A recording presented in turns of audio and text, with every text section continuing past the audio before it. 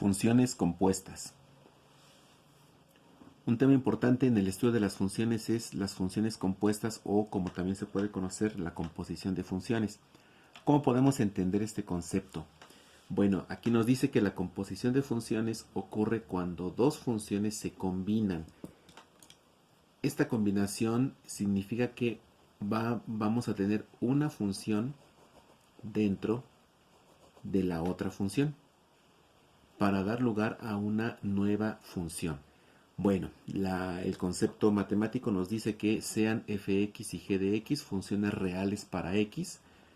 La función compuesta o función composición, es indistinto el nombre, función compuesta o función composición de ambas funciones puede tener dos formas. Para representar la composición de dos funciones utilizamos este operador. Es un círculo, no confundir con un punto, porque el punto lo usamos para la multiplicación de funciones. Aquí tenemos un círculo. Entonces esto se lee f composición g, o también se puede leer g composición f. Bueno, tenemos dos alternativas aquí.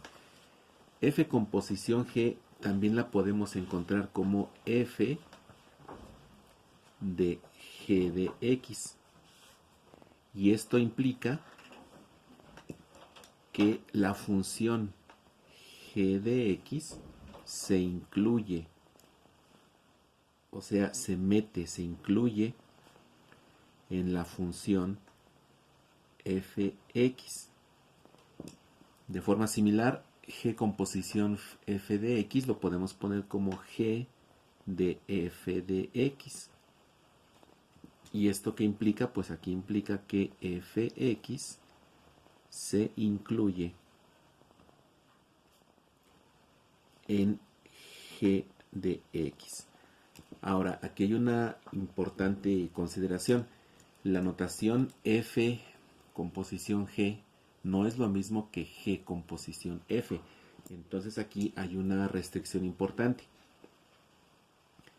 Si tenemos la función f composición g de x y tenemos la función g composición f de x, debemos entender que no son iguales.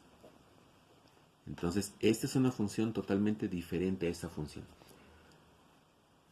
Por tanto, la composición de funciones nos permite combinar o meter una función dentro de otra, en donde la función que se pone al inicio es la función donde se va a incluir esta función. Es decir, podemos pensar de esta manera, que si tenemos, por ejemplo, f composición g de x, significa que la función g es la que va a ir, por decirlo así, dentro de f.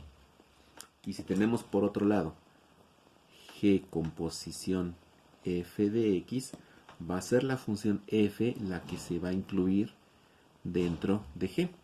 Son algunos conceptos que nos pueden ayudar para realizarla. Entonces vamos a revisar algunos ejemplos para entender mejor este concepto. Bueno, vamos a empezar con un ejemplo sencillo. Tenemos aquí dos funciones, que es la función fx igual a x cuadrada y la función gx, que es igual a x menos 2. Nos están pidiendo que desarrollemos f composición g de x y por otro lado g composición f. Como lo dijimos hace un momento, la primera función es la que va a recibir a la función, en este caso g. O sea, vamos a agarrar la función g y la vamos a meter en la función f. Bueno, entonces empezamos con el inciso A. Vamos a desarrollar f composición g de x.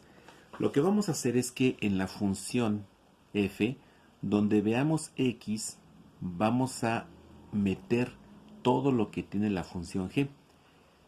Para nuestra primera función, pues x es x cuadrada. Entonces, va a haber alguien que va a estar elevado al cuadrado. Dentro de este paréntesis es donde vamos a poner los valores o el valor que tenga la función g de x. Entonces aquí es x menos 2. Entonces, tomamos la función g, x menos 2, y la metemos en donde está la variable en la función f. Por eso f composición g de x es x menos 2 al cuadrado. Ahora lo que vamos a hacer es desarrollar este binomio al cuadrado, que realmente es sencillo, y vamos a tener lo siguiente. Sabemos que es el primer término al cuadrado.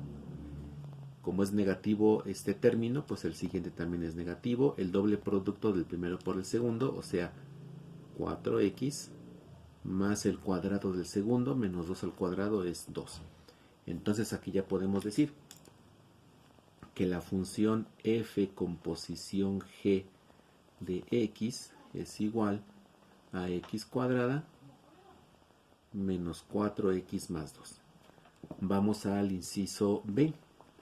El inciso B nos pide al revés, g composición f de x.